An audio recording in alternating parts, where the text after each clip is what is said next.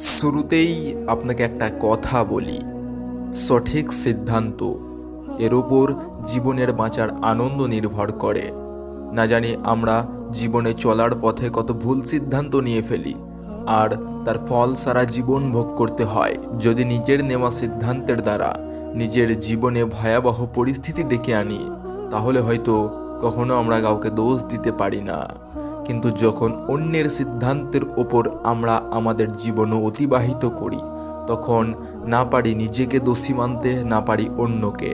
সবথেকে বড় সমস্যা হলো, ছোট থেকে আমাদের সিদ্ধান্ত নেওয়া শেখানো হয় না, না স্কুলে না বাড়িতে। সর্বদা পরের নেওয়া সিদ্ধান্তের ওপর আমাদের চলতে হয়। ভুল করে যদি কেউ একটু সাহস করে সেই ক্ষমতা দেখায়, তখনই শুরু হয় নানা সমস্যা। আমাদের মধ্যবর্তী পরিবারে আমরা যখন সবার থেকে আলাদা করে একটা নতুন কিছু করার কথা ভাবি, সঙ্গে সঙ্গে সেটাকে অসত্য, অবাস্তব, অসম্ভব প্রমাণ করার জন্য সকলে উঠে পড়ে লেগে যায়। আর আমাদের মধ্যে যদি কেউ একটু দুর্বল হয়ে থাকি, তাহলে সেই কথাগুলি সত্য মনে করে আমাদের স্বপ্নকে পায়ে চাপা দিয়ে মেরে ফেলি। ভাবো, ছোটবেলায় আমাদের সবারই উঁচু লক্ষ্য ও মহান উদ্দেশ্য থাকতো। সবকিছু জয় করার সবচেয়ে বড়, সবার থেকে সেরা হয়ে ওঠার স্বপ্ন দেখতাম আমরা। কিন্তু বড় হওয়ার সঙ্গে সঙ্গে আমাদের সিদ্ধান্ত নেওয়ার, স্বপ্ন দেখার ক্ষমতাও আমরা হারিয়ে ফেলি। দেখো, তুমি কি চাও তা নিজেকে প্রশ্ন করো।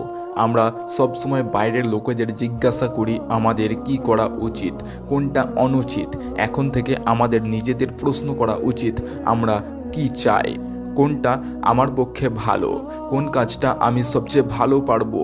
তুমি যা পছন্দ করো, সর্বপ্রথম সেটা আবিষ্কার করো তোমার ভেতরে। আমার মনে হয় নিজেকে প্রশ্ন করলে আমরা ঠিক উত্তর পেয়ে যাব।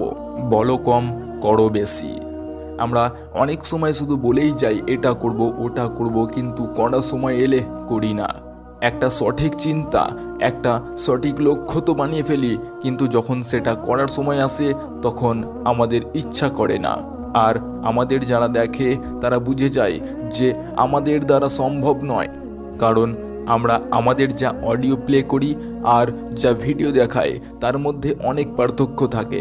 তাই আমরা যদি কম বলে কাজটার প্রতি একটু বেশি ফোকাস করি, তাহলে আমাদের সিদ্ধান্তের ওপর পরিবারের লোকেদেরও বিশ্বাস বাড়বে। নিজেকে অসহায় ভাবা বন্ধ করো।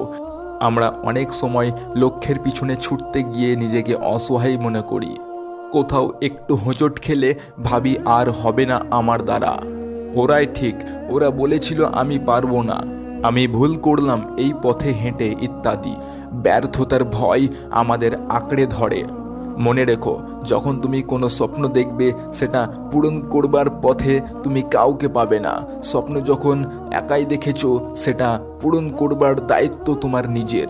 সেই পথটা তোমার একার পথ, তোমার নিজেকেই হাঁটতে হবে। স্বপ্ন পূরণ হলে সবাই তখন তোমার পাশে এসে দাঁড়াবে। তাই নিজেকে অসহায় মনে না করে একটু একটু করে এগাও। ব্যর্থতা বলে কিছু হয় না, জীবনে সম্পূর্ণটাই শুধু শিক্ষা দেয়। তুমি নিজেকে অসহায় ভাবলে গোটা পৃথিবী তোমাকে অসহায় ভাববে।